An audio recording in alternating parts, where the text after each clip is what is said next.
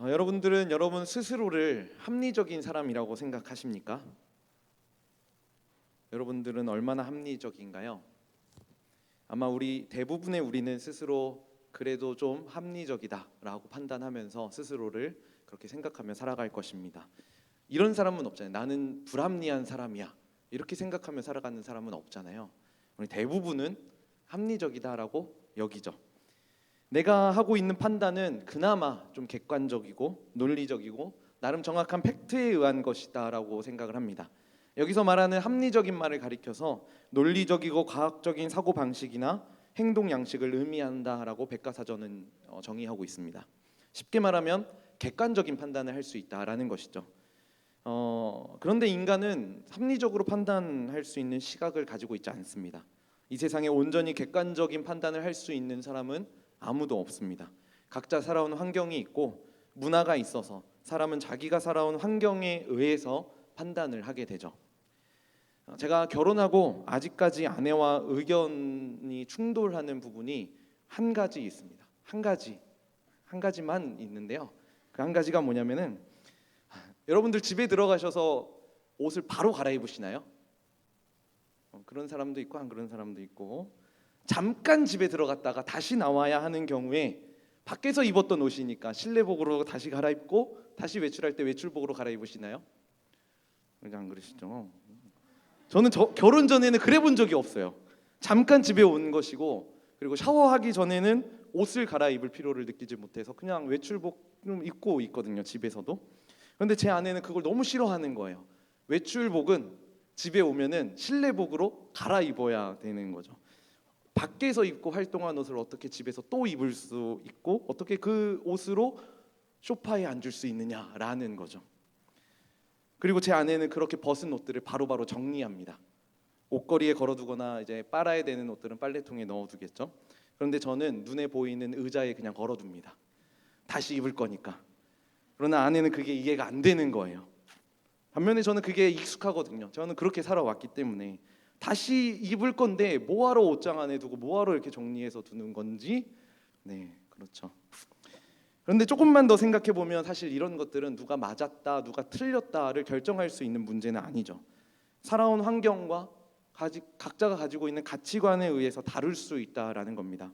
그런데 우리의 문제가 뭐냐면 이러한 자신의 생각을 절대화한다라는 거예요. 내 생각만 옳고 상대방의 생각은 틀리다라는 것이죠. 심지어는 교회를 다니는 그리스도인과 예수를 알지 못하는 세상 사람들과의 판단이 다릅니다.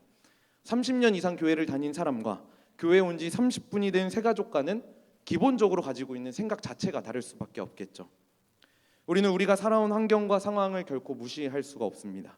그래서 인간은 스스로의 판단을 객관적인 것처럼 보이기 위해서 합리화라는 것을 하죠. 그리고 그렇게 스스로를 향해서 나는 그래도 합리적인 판단을 하고 있어라고 생각하게 됩니다. 합리적일 수는 없지만 합리화를 하고 있는 우리의 모습을 발견하게 되는 거죠. 이런 합리화의 오류에 대해서 좀 생각해 보려고 합니다. 이 사진은 인류가 진화되었다는 증거로 제시되는 사진입니다. 잘 보일지 모르겠네요. 오스트랄로피테쿠스와 그리고 흑인의 외모가 비슷하다 보니까 흑인은 좀 덜 진화된 인간이고 백인은 훨씬 많이 진화된 인종이라고 주장합니다. 겉으로 드러나는 이 사진에 이러한 증거들을 놓고 봤을 때는 그렇게 주장하는 사람들의 주장이 그럴듯해 보입니다. 그런데 우리는 좀 뭔가 불편하잖아요. 인간의 합리화의 오류가 바로 이런 거라는 거예요. 각자 사고의 틀 안에서 갇혀가지고 그것이 맞다라고 판단하는 순간 그것을 진리라고 생각합니다. 절대화하는 거죠. 그래서 본인이 직접 확인해 본 것도 아님에도 불구하고 다른 의견들은 인정하려고 하지 않습니다. 인간은 이렇게 진화되었고 백인이 가장 우월한 인종이라고 스스로 판단하고 그렇게 결정해 버리는 거죠. 그런데 여러분, 이런 합리화의 결과가 뭔지 아세요? 흑인은 덜 진화된, 그리고 백인은 더 진화된 인간이다라는 이 결과가 노예제도였습니다. 그래서 흑인들을 압제하고 착취하고 고통을 주었죠. 백인이 우월한 인종이라고 생각해서 흑인들을 동물 취급했었던 겁니다. 중세 시대로 한번 가볼까요? 유럽인들은 악마와 계약한 인간이 있다라고 생각을 했었습니다. 그게 바로 마녀이죠. 지금 생각하면 어이가 없는 이야기인데 이 당시에는 마녀가 실제로 존재한다라고 생각했었어요. 스스로 그렇게 합리화하고 상상 속에 전해져 가는 그 이야기들이 진리라고 여겼었던 거죠. 중세 사람들은 이렇게 생각했다라고 해요. 악마들이 마녀가 되고자 하는 예비 마녀들, 마녀 후보들을 텅 빈 교회로 데리고 갑니다. 그래서 예비 마녀들에게 선포하게 해요. 나는 구원을 받기 위해 악마를 섬기며 악마를 숭배한다. 이렇게 선포하게 하는 거예요. 그래서 악마는 사람들의 눈에 안 띄는 신체의 은밀한 곳에 계약 표시를 해둡니다. 악마와 그 마녀와의 계약 표시인 거죠. 이렇게 악마와 계약한 마녀들은 고깔 모자를 쓰고 빗자루를 타고 밤 하늘을 날아다니죠. 쥐고기를 먹고 어린아이들을 잡아먹습니다. 그리고 악마의 힘을 빌려서 온갖 전염병들을 퍼뜨려요. 가축을 죽게 하고 서리와 눈을 내려서 흉년이 들게 합니다. 이게 다 중세 시대에서는 마녀가 한 짓이었어요. 실제로 마녀를 본 사람도 없었고 마녀가 빗자루 타는 장면을 목격한 사람이 없었음에도 불구하고 그들은 그들의 상상 속에 있는 그 생각들을 진리라고 판단했었던 겁니다. 그래서 중세 시대 사람들은 마녀가 실제로 존재한다라고 믿었어요. 그래서 이러한 마녀들을 잡아다가 사형시키죠. 마녀 사냥. 이게 합리화의 오류인 겁니다. 그리고 이러한 마녀 사냥은 사실 오늘날에도 계속되고 있는 현재 진행형입니다. 인터넷의 발달로 개개인을 무차별적으로 인터넷 안에서 공격하죠. 사실이 아닌 이야기를 인터넷에서 꾸며내서 진짜인 것처럼 이야기하기도 합니다. 그리고 많은 사람들이 명확한 사실관계를 파악하기 이전에 거짓된 정보를 진짜인 것처럼 받아들이고 진짜인 것처럼 믿습니다. 그리고 그게 사실인 마냥 소문을 퍼뜨리고 그리고 나쁜 마음 먹으면 한 사람 이 사회에서 매장시키는 것 그렇게 어려운 일이 아닙니다. 스스로를 합리적인 사람이라고 여기는 사람들이 생각하고 판단하는 결과가 이렇다라는 거예요. 다시 한번 우리 사랑하는 청년들에게 질문합니다. 여러분은 합리적인 사람입니까? 오늘 본문은 우리가 너무나 잘 아는 본문입니다. 다윗과 골리앗의 싸움이 등장하죠. 그런데 오늘 본문을 보면 너무나 합리적인 세 사람이 등장해요. 그 합리적인 세 사람을 좀 찾아보려고 하는데 먼저 첫 번째로 다윗의 형들 중에 엘리압, 큰 형이었죠. 엘리압이 가장 합리적인 판단을 가지고 있었고 그 합리적인 판단으로 다윗을 향해 분노합니다. 오늘 본문 28절에 보시면요. 큰 형 엘리압이 그가 다윗에게 노를 바라여 이르되 내가 어찌하여 이리로 내려왔느냐 들에 있는 양들을 누구에게 맡겼느냐. 점잖게 쓰여져 있지만 분노하면서 다윗에게 쏘아대고 있는 장면입니다. 다윗은 아버지의 심부름을 하기 위해 전쟁터로 향한 중이었습니다. 아마 그 심부름은 형들에게 먹을 것을 전해주고 형들이 무사한지 전쟁터에서 잘 있는지 그 안부를 확인하는 심부름이었을 겁니다. 그런데 이런 다윗의 모습을 보고 큰 형이었던 엘리압이 다윗을 향해 분노하는 거죠. 너가 어찌하여 이 전쟁터로 왔느냐? 너가 돌보고 있는 양들은 누구에게 맡기고 그 양들을 버려두고 온 것이냐? 라면서 분노한 겁니다. 그런데 이 엘리압의 분노를 한번 엘리압의 입장에서 생각해 보자라는 거예요. 사실 엘리압의 이 반응 너무나 당연한 겁니다. 왜냐하면 누가 봐도 다윗은 전쟁에 적합한 인물이 아니었고 그리고 다윗은 양을 치는 일을 하고 있었기 때문에 그 다윗이 돌보고 있었던 양을 기억하면서 너 양들 누구에게 맡겼어? 라고 반응하는 건 너무나 합리적인 당연한 반응이라는 거죠. 그리고 오늘 본문의 두 번째로 또 합리적으로 반응한 사람이 등장하는데요. 그 사람은 사울 왕입니다. 다윗 형들과 이러한 대화를 나누는 모습을 사울 왕이 본 뒤에 다윗을 부릅니다. 그리고 다윗은 내가 골리앗과 싸우겠다라고 얘기를 하죠. 그때 사울이 이렇게 얘기했습니다. 우리 33절 말씀 같이 읽어볼까요? 사울이 다윗에게 이르되 내가 가서 저 블레셋 사람과 싸울 수 없으리니 너는 소년이요 그는 어려서부터 용사임이니라. 너는 소년이고 골리앗은 어려서부터 용사이기 때문에 너는 저 사람과 싸울 수 없어 라고 사울이 반응했어요. 여러분 이 사울의 반응은 어떤가요? 틀린 게 있나요? 틀린 말은 하나도 없어요. 다윗은 골리앗과 싸울 만한 인재가 아니었고 그에 반해 골리앗은 전쟁에 능숙한 장대한 거인이었고 싸움에 능숙한 자였습니다. 그 누구도 사울의 이러한 반응에 대해서 잘못됐어, 틀렸다 이렇게 얘기할 수는 없다라는 거예요. 너무나 합리적인 반응이라는 거죠. 그리고 세 번째로 등장하는 사람은 합리적으로 반응한 사람은 오늘 싸움의 대상인 골리앗입니다.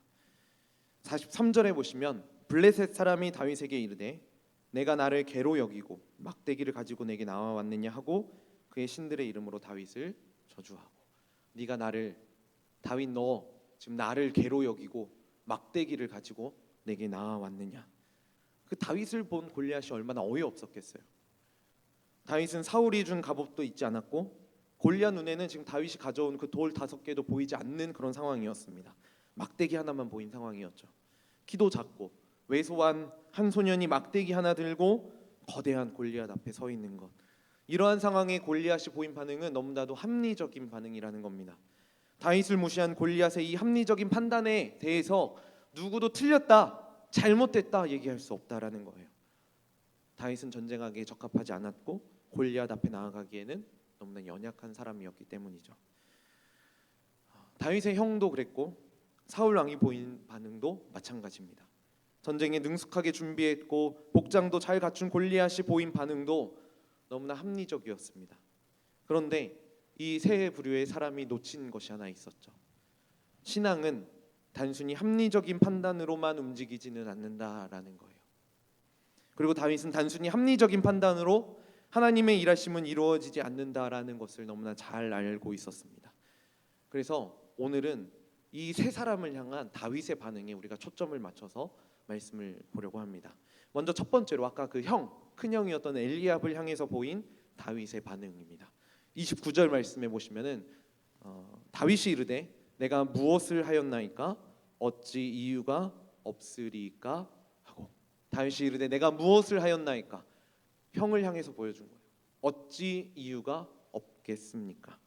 도대체 내가 뭘 했다고 뭘 잘못했다고 그러십니까? 내가 이렇게 온 건 다 이유가 있는 겁니다. 이렇게 얘기를 했죠 다윗이. 다윗은 그 가운데서 자신이 이곳에 와야 했었던 그 이유를 발견했었던 겁니다. 그 이유는 아마도 이것이었을 겁니다. 26절에 다윗이 곁에 서 있는 사람들에게 말하여 이르되 같이 읽어볼까요? 이 할례받지 않은 블레셋 사람이 누구이기에 살아계신 하나님의 군대를 모욕하겠느냐. 살아계시는 하나님의 군대를 모욕하는 골리앗을 향한 의로운 분노가 다윗에게 생겼고 내가 여기서 지금 무언가 할 일이 있겠구나라는 그러한 생각이 다윗 가운데 들었을 수도 있다라는 거죠. 다윗도 알았을 거예요. 자신이 얼마나 전쟁에 적합하지 않은지, 자기가 얼마나 연약한지, 반면에 골리앗은 얼마나 강한지 너무나 잘 알고 있었을 겁니다. 그런데 다윗은 이러한 말도 안 되는 비합리적인 상황에서도 일하고 계시는 그 하나님의 계획과 손길을 느꼈고 그 손길을 의지하면서 그곳으로 나아갔다라는 것이죠. 그리고 다윗은 두 번째로 사울을 향해서는 이렇게 반응했습니다. 우리 36절, 37절 말씀을 같이 좀 길지만 읽어보겠습니다. 주의 종이 사자와 곰도 쳤은즉 살아계시는 하나님의 군대를 모욕한 이 할례받지 않은 블레셋 사람이리까 그가 그 짐승의 하나와 같이 되리이다. 또 다윗이 이르되 여호와께서 나를 사자의 발톱과 곰의 발톱에서 건져내셨은즉 나를 이 블레셋 사람의 손에서도 건져내시리이다.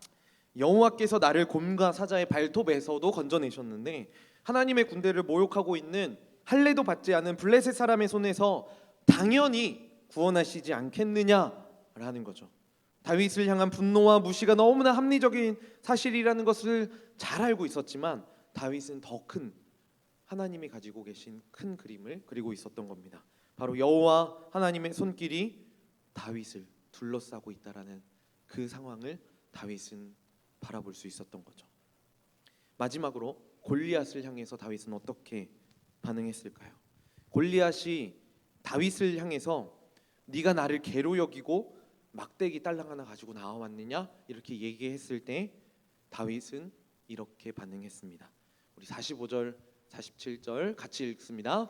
너는 칼과 창과 단창으로 내게 나아오거니와 나는 만군의 여호와의 이름 곧 내가 모욕하는 이스라엘 군대의 하나님의 이름으로 내게 나아가노라.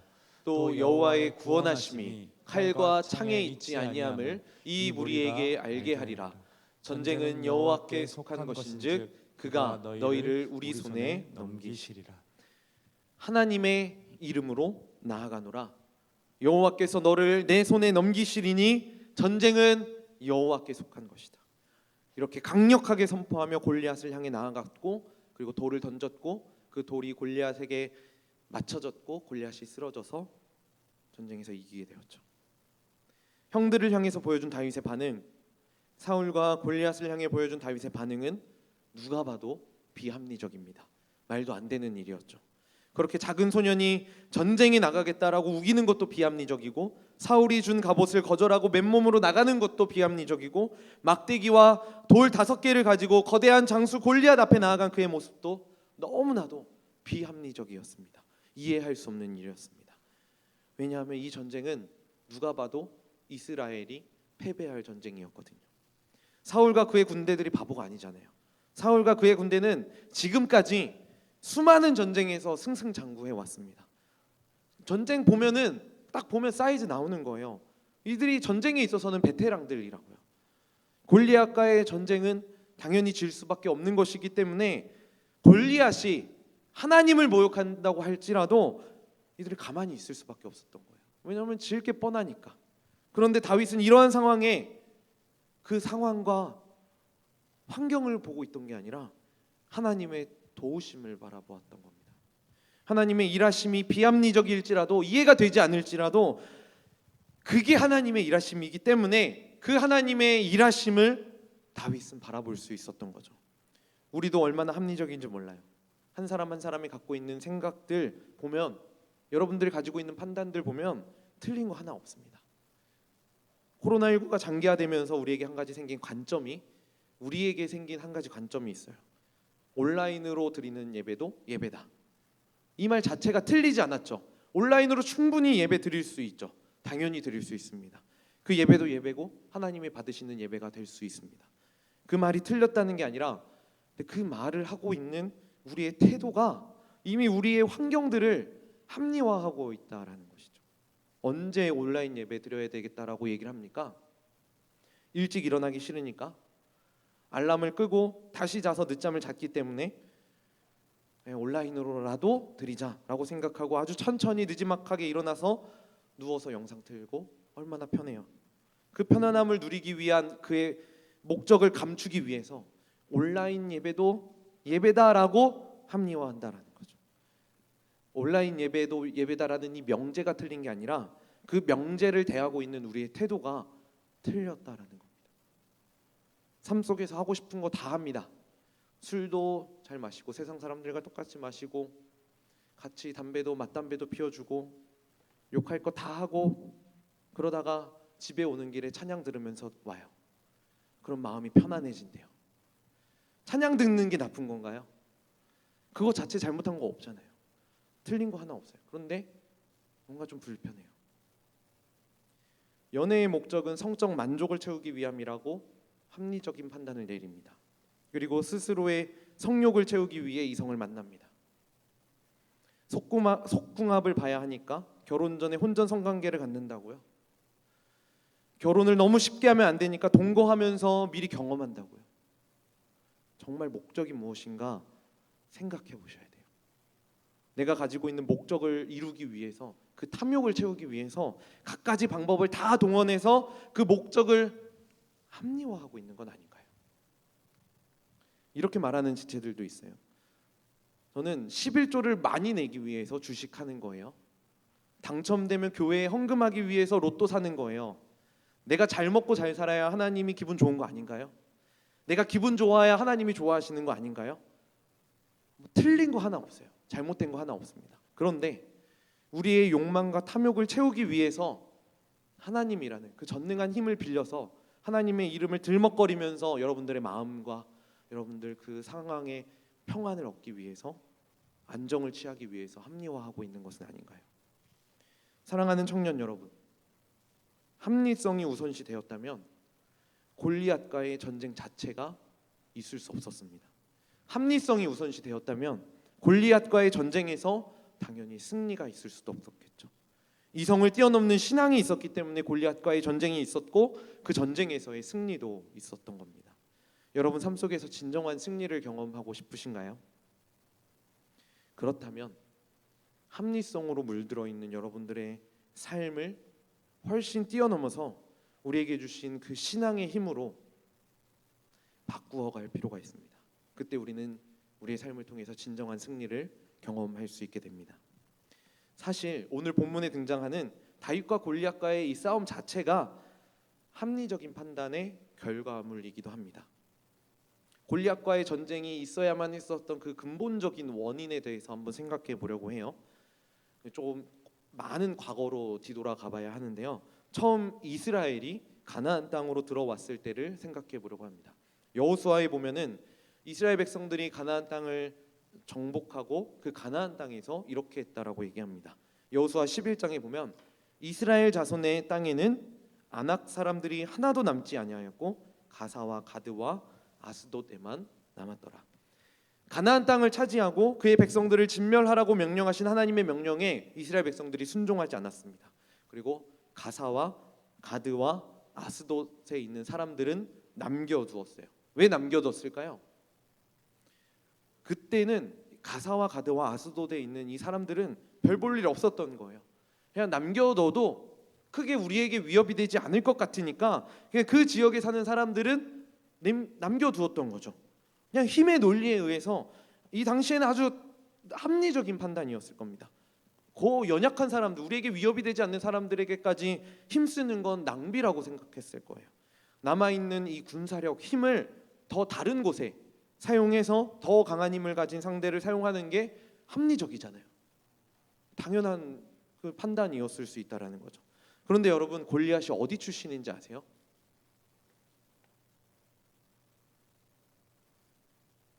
골리앗은 가드 출신이었습니다. 그리고 특별히 아낙 자손입니다. 이스라엘이 별 볼 일 없다고 판단해서 합리적으로 남겨두었던 가드에서 태어나고 자란 사람이 오늘 싸움에 등장하는 골리앗이에요. 이스라엘은 합리성의 근거에서 가사와 가드와 아스돗을 남겨두었지만 자기들의 그 합리적인 판단에 의해서 역습을 당한 거죠. 결국 이스라엘과 블레셋과의 전쟁, 더 나아가서 다윗과 골리앗의 싸움은 이 합리성에 근거한 판단이 가져온 끔찍한 결과였던 겁니다. 하나님께서는 여러 가지 이유로 블레셋을 진멸하기를 원하셨는데 이스라엘에게 합리적인 판단을 근거로 자충수를 두었던 거죠. 이렇게 하나님의 역사 가운데에는 비합리적인 이야기들이 가득합니다. 굳이 가나안 사람들, 블레셋 사람들 진멸해야 했을까요? 이런 질문들 하잖아요. 인간의 이성으로는 이해가 되지 않는 거죠. 하지만 하나님께서 가지고 계신 큰 그림을 살펴보면 그게 가장 좋은 길이라는 거예요. 그 안에 하나님의 뜻이 담겨져 있다라는 거죠. 그래서 우리는 이해할 수 없을지라도 하나님 말씀에 순종하고 이해되지 않을지라도 그 하나님의 뜻을 따라가야 할 필요가 있다라는 겁니다. 다윗은 그렇게 하나님의 뜻을 따라갔고 모두가 예스라고 말할지라도 하나님의 뜻을 따라 노라고 얘기할 수 있었던 용기가 다윗에게 있었던 겁니다.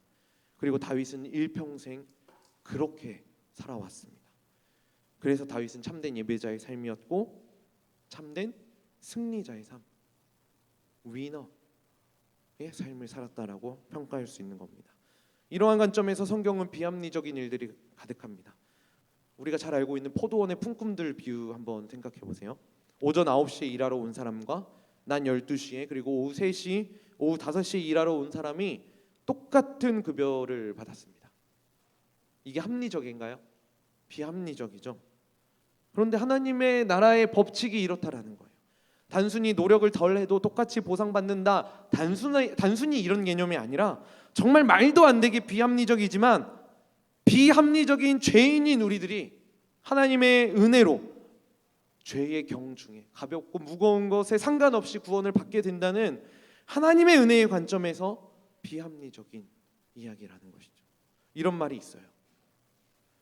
합리적인 사고를 가지고 합리적으로 생각하는 것은 비합리적이며 비합리적이지만 하나님이 일하시면 합리적인 일이 되기에 비합리적이라도 합리적으로 순종하면 비합리적인 일이 합리적이 된다.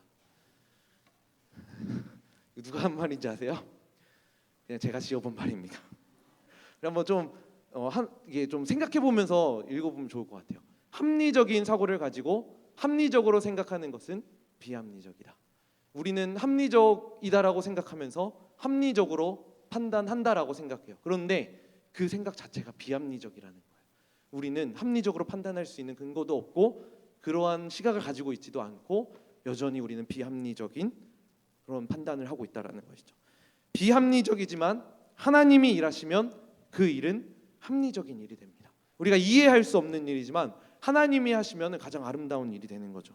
그래서 비합리적이라도 합리적으로 순종하면 그 비합리적인 이해할 수 없는 일이 합리적으로 우리에게 다가오고 느껴지고 그 일에 감사로 고백할 수 있게 된다는 것이죠. 우리도 이렇게 살아야 되지 않을까요? 그렇다면 다윗이 그렇게 모든 사람이 예스라고 외칠 때 혼자서만 노라고 외칠 수 있었던 그 비결을 좀 찾아보려고 합니다. 오늘 다윗이 그렇게 판단할 수 있었던 비결은 무엇일까요? 다윗이 스스로 합리화하지 않고 오직 신앙의 관점으로 판단할 수 있는 비결은 바로 다윗의 아침이었습니다. 그 내용을 깊이 생각해 보기 위해서 골리앗과의 전쟁이 있는 그날 아침으로 우리의 시간을 좀 옮겨 보려고 해요. 오늘 본문입니다. 20절과 21절 말씀을 우리 좀 한 목소리로 같이 읽어보겠습니다. 다윗이 아침에 일찍이 일어나서 양을 양지키는 자에게 맡기고 이새가 명령한 대로 가지고 가서 진영에 이른즉 마침 군대가 전장에 나와서 싸우려고 고함치며 이스라엘과 블레셋 사람들이 전열을 벌이고 양군이 서로 대치하였더라. 다윗이 오늘 본문에 보면 아침에 일찍 일어났다라고 얘기를 하죠. 왜 아침에 일찍 일어났을까요? 다윗은 왜 일찍 일어나야만 했을까요? 빨리 전쟁을 해야 하니까 일어났을까요? 빨리 전쟁터로 가서 도와야 되니까? 다윗이 아침에 일찍 일어났던 건 그냥 단순히 아버지의 심부름을 하기 위함이었습니다. 형들에게 먹을 것 갖다 주고 형들이 무사한지 안부를 살피라는 심부름을 하기 위해서 일찍 일어났던 거죠. 그렇다면 아침에 일찍 일어난 다윗이 무엇을 했을까요? 빨리 짐 싸서 출발했을까요? 아니면 스마트폰 먼저 열어서 카톡 온 것은 없나 확인했을까요? 지난밤에 속보로 뜬 뉴스는 없을까 확인했을까요? 인스타에 새로 올라온 피드를 보고 페이스북의 게시물들을 확인하고 추천 영상 몇 개 보고 유튜브에 추천 영상 뜨는 것들 몇 개 확인한 다음에 그 다음에 느지막하게 일어나서 그렇게 출발했을까요? 사실 저의 모습이기도 합니다. 다윗이 그랬을까요? 무엇을 했을까? 시편에서 그 힌트를 좀 찾아보려고 합니다. 시편 5편에 보면은 다윗의 고백입니다. 여호와여 아침에 주께서 나의 소리를 들으시리니 아침에 내가 주께 기도하고 바라리이다. 우리 같이 읽어볼까요? 여호와여 아침에 주께서 나의 소리를 들으시리니 아침에 내가 주께 기도하고 바라리이다. 아마 다윗은 아침에 하나님의 소리에 귀 기울였을 겁니다. 하나님께 기도했을 거예요. 하나님의 음성을 듣고 그 하나님의 음성에 반응했었을 겁니다. 늘 그래 왔었던 것처럼 아침에 도우시는 그 하나님의 손길에 대해서 묵상했고 그 하나님을 찬양하며 아버지가 나에게 맡기셨던 그 일을 감당하기 위해 심부름하는 그 길을 떠났었겠죠. 아마 어쩌면 다윗은 전날 힘든 일이 있었을 수도 있습니다. 사무엘로부터 기름 부음을 받았고 이제 왕이 될 것이다라고 들었는데 여전히 변하지 않는 현실에 답답했을 수도 있고 막막했을 수도 있어요. 가장 뛰어난 큰 형이었던 엘리압도 기름 부음 받지 못했고 다른 형들도 밀려났을 때 그 형들 한가운데에서 기름 부음 받았던 다윗은 어쩌면 가족 안에서 왕따를 당하고 있었을지도 모르겠어요. 그래서 매일 밤 눈물로 지새우면서 자신의 베개를 눈물로 적시고 있었을지도 모르겠습니다. 다윗은 한때 자신이 쓴 시에서 이렇게 고백하기도 했었거든요. 내 부모는 나를 버렸으나 내 부모는 나를 버렸다라고 고백해요. 그런데 다윗은 이걸 기억했습니다. 여호와는 나를 영접하시리이다. 부모가 나를 버린 것, 형제들이 나를 인정하지 않는 것, 이게 다윗이 흘린 눈물이었지만 다윗은 여호와께서 나를 영접하신다라는 이 사실을 기쁨으로 받아들였던 겁니다. 아들로 인정하지 않을지라도 그 부모가 하나님이 허락하신 부모이기에 무엇보다 여호와께서 나를 기억하시고 나를 영접해 주신다는 사실을 알았기 때문에 아침에 다시 나를 영접해 주시는 그 하나님을 묵상하고 그 하나님의 음성에 귀 기울였던 것이죠. 시편 30편에는 동일하게 다윗이 이렇게 고백했습니다. 그의 노염은 잠깐이요 그의 은총은 평생이로다. 저녁에는 울음이 깃들일지라도 같이 읽어볼까요? 아침에는 기쁨이 오리로다. 아침에는 기쁨이 오리로다. 다윗은 이 기쁨을 묵상하고 그 아침에 다시 아버지의 심부름을 감당하기 위해서 발걸음을 힘차게 옮기고 있었을 겁니다. 다윗은 자기에게 이렇게 맡겨진 양을 사람들에게 맡긴 다음에 형들이 있는 전쟁터로 떠납니다. 아마 혼자 가진 않았을 거예요. 22절에 보면 다윗의 짐을 지키는 자가 있었다라고 얘기를 하는 거 보면 몇몇 사람들과 동행했었던 것 같아요. 이렇게 다윗이 그 사람들과 동행하면서 걸어가는 길에 무엇을 했을까요? 아마 이런 찬양을 좀 올려드리지 않았을까요?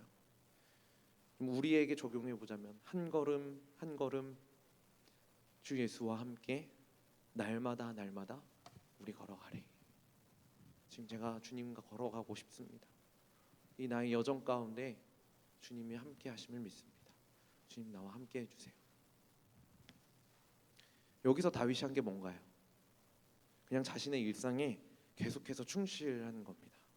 일상에 계속해서 하나님 바라보고 하나님 묵상하고 하나님께 기도하고 비합리적인 일들이 눈앞에 다가왔지만 다윗에게 그것은 별로 중요한 일이 아니었습니다. 골리앗이 얼마나 강한 상대인지 골리앗이 얼마나 전쟁에 능숙한지 다윗에게는 별로 중요하지 않았습니다. 다윗에게 중요한 건 오직 전능하신 하나님이었습니다. 여러분 이게 승리입니다. 여러분 이게 이기는 겁니다. 골리앗을 물리치는 것, 쓰러뜨리는 것 이게 승리가 아니라 비합리적인 일들이 내게 둘러싸여 있을지라도 하나님을 의지했던 것 이게 승리인 것이죠. 하나님을 믿고 하나님을 의지하고 하나님의 도우심을 간구하는 것, 그 하나님과 동행하는 것 이게 바로 승리인 겁니다. 그래서 사도 요한은 이렇게 고백해요. 요한일서에 무릇 하나님께로부터 난 자마다 세상을 이기느니라. 세상을 이기는 승리는 이것이니 우리의 믿음이니라. 하나님께로 난 자는 세상을 이깁니다. 하나님께 난 자가 세상을 이기죠. 승리는 어떤 무기를 잘 준비했느냐, 어떤 상황을 잘 준비했느냐가 아니라 하나님 안에 있는 거죠. 그렇기 때문에 우리의 진정한 승리는 하나님 안에 있는 믿음으로부터 시작되는 겁니다. 사실 돌이켜보면 예수님이 그런 삶을 살아오셨습니다. 만약에 예수님이 합리적인 방법을 추구하시는 분이셨다면 예수님은 십자가에 죽으시면 안 되는 거예요. 근데 예수님은 이렇게 말씀하십니다. 아버지께서 나를 아시고 내가 아버지를 아는 것 같으니 나는 양을 위하여 목숨을 버리노라. 나는 양을 위하여 목숨을 버리러 이곳에 왔다. 양을 위해서 목숨을 버리는 목자가 어디 있습니까? 그러면 안 되는 거죠. 비합리적인 거죠. 그런데 우리 예수님은 나를 위해서 목숨까지도 버리시는 그 무모한 일을 하셨던 거예요. 여러분 이게 은혜죠. 은혜. 이게 비합리적인 일이지만 하나님 앞에서는 하나님 안에서는 이것이 가장 합리적인 일이 되는 겁니다. 돌 하나 던져서 그게 골리앗 이마에 박혀서 골리앗이 쓰러진다라는 것, 죽는다는 것 상상할 수나 있었을까요? 장비 다 갖추고 보호장구도 다 갖추고 착용한 그런 골리앗이었어요. 사실 말도 안 되는 일이었습니다. 그런데 하나님이 일하시니까 그 비합리적인 일이 가장 합리적인 일이 되었습니다. 이렇게 다윗과 골리앗의 싸움은 다윗의 아침부터 시작되었다라는 이 사실을 기억하시길 주님의 이름으로 간절히 축복합니다. 여러분들은 아침에 무엇을 하시나요? 여러분 아침에 뭐 하세요? 가장 일어나서 하시는 게 뭔가요?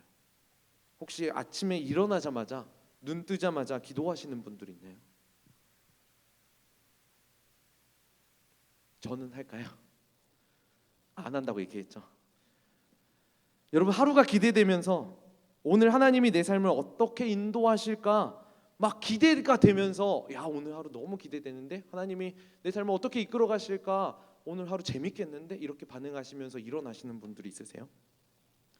사실 아침에 그렇게 기도하고 하나님의 일하심을 기대한다는 건 너무나 어려운 일입니다. 쉽지 않은 일이에요. 오늘 아침에 일어나서 오늘은 지구가 좀 멸망했으면 좋겠다 이런 생각해 본 적은 없으신가요? 끔찍한 재난이 일어났으면 좋겠다 이런 생각해 보면서 일어나신 적은 없으신가요? 제 아내는 예전에 일하러 다닐 때 그 타고 가고 있는 출근하는 그 차가 좀 사고 났으면 좋겠다라는 생각을 여러 번 했었대요. 그래서 좀 합리적으로 직장을 쉬고 병원에 입원했으면 좋겠다. 그 정도로 아침이 끔찍했었던 거죠. 그런데 사실 아침에 생각하는 그것, 그리고 아침에 눈 뜨자마자 붙잡는 그것이 나의 우상이 될 가능성이 참 많이 있습니다. 여러분들의 아침엔 무엇으로 채워져 있습니까? 우리 사랑하는 청년들은 오늘 다윗이 아침에 그랬었던 것처럼 하나님을 바라보고 하나님의 일하심을 기대하는 그러한 아침이 되길 진심으로 축복합니다. 사랑하는 청년 여러분, 사람들은 누구나 감사한 일이 있을 때는 감사할 수 있습니다. 감사한 일이 있을 때 감사하는 건 너무나 쉽죠. 당연한 겁니다. 당연히 할 수 있습니다. 세상 사람들도 똑같이 할 수 있어요. 그런데 그리스도인들도 세상 사람들과 똑같이 감사한 일이 있을 때만 감사하면 세상 사람들과 다를 게 뭐가 있나요? 우리가 그리스도인이라면 감사한 조건이 아니더라도 우리는 감사할 수 있어야 하는 겁니다. 조건이 마련되어 있지 않을지라도 하나님이 계시기 때문에, 하나님이 내 삶 가운데 함께 하시기 때문에 그 이유 하나로 우리는 그 하나님의 일하심에 대해서 감사할 수 있어야 하는 거예요. 이게 세상과 구별된 거룩한 그리스도인들의 모습인 거죠. 심지어 짜증나는 그 아침에 하루가 멸망했으면 좋겠다, 끔찍한 재난이 일어나서 내가 직장에 출근하지 않으면 좋겠다, 학교에 가지 않으면 좋겠다라고 생각할 수 있는 그 짜증나는 아침에 하나님 감사합니다라고 고백할 수 있다면 그것은 진짜 그리스도인인 거죠.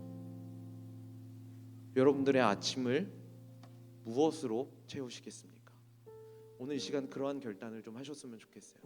당장 돌아오는 내일 아침부터 여러분 하루를 어떻게 맞이하시겠습니까? 우리 아까 고백했었던 찬양인데요, 이런 고백들이 있습니다.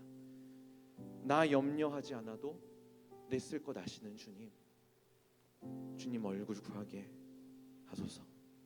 다 이해할 수 없을 때라도 감사하겠습니다. 내 주변에 비합리적인 일들이 가득할지라도 그것이 하나님의 일이기 때문에 하나님이 선하게 바꾸어 가시고 하나님이 선하게 내 삶을 이끌어 가실 것들을 내가 믿고 있기 때문에 주님 안에서 그 믿음 가지고 감사한 삶을 살겠습니다. 그리고 그 하나님의 말씀이 이해되지 않을지라도 순종하고 주님 따라가겠습니다. 그러한 사람은 이렇게 고백할 수 있는 거예요. 주님, 온 마음 다해 주님 사랑합니다. 이해할 수 없는 일이 가득할지라도 온 마음 다해 주님 찬양합니다. 주님 알길 원합니다. 내 모든 삶이 당신의 것이기 때문에, 주님의 것이기 때문에 주님만 섬기고 주님만 바라보며 주님만 찬양하는 그러한 삶 살겠습니다. 이러한 고백을 올려드릴 수 있는 그러한 아침에 하루를 시작하시는 우리의 삶이 되기를 축복합니다. 이 시간 우리의 이런 말씀을 기억하시면서 좀 하나님 앞에 결단의 고백을 올려드리길 원합니다.